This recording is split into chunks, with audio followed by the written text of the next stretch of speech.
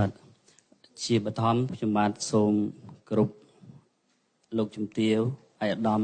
លោកគ្រូអ្នកគ្រូជាគណៈកម្មការសូមជម្រាបសួរលោកគ្រូអ្នកគ្រូបងប្អូនសិស្សនិស្សិតជាបេក្ខជនបាទក្នុងការប្រឡងថ្ងៃនេះជាទីស្រឡាញ់រាប់អានបាទខ្ញុំបាទឈ្មោះអ៊ុចណាតជានាយកវិទ្យាល័យមលូព្រៃមកពីខេត្តព្រះវិហារខ្ញុំឡើងមកនេះសូត្រកំណាព្យមួយបទដែលមានចំណងជើងថាគ្រូបង្រៀនជាតួអង្គសំខាន់នៃបដិវត្ត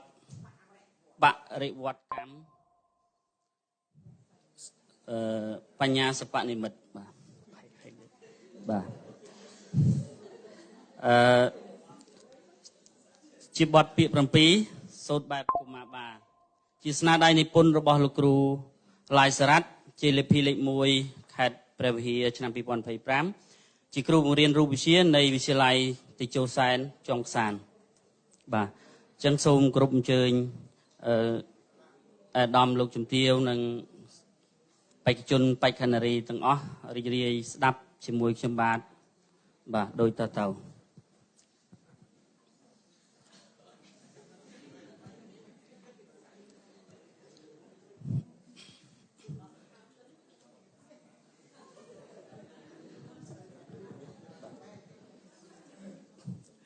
គុណវុឌ្ឍគុណធម៌គុណសម្បត្តិគុណភាពរស័ព្ទជ្រាបពេញប្រាណគឺជាគុណគ្រូគប់កល្យានឧត្តមថ្កើងថ្កានយានចំឡងហើយ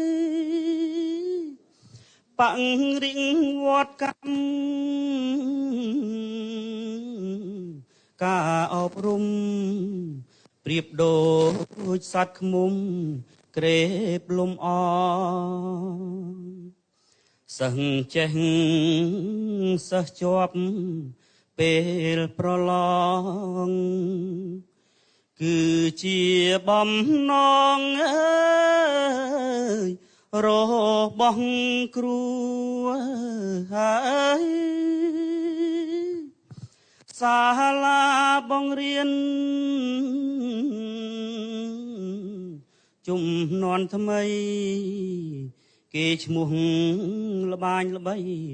ថ្នាលគំរូក្រសួងបញ្ចូលយ៉ាងគិតគូ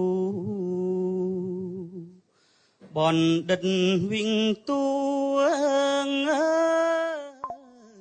ទេចំណេះហើយគ្រូខំស្រាវជ្រាវ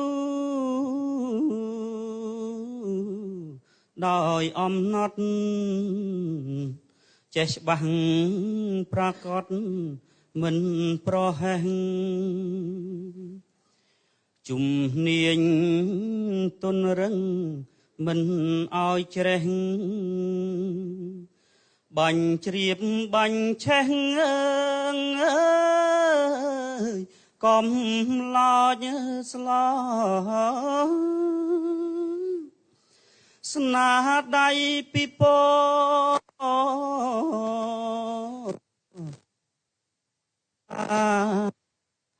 ទូទាំង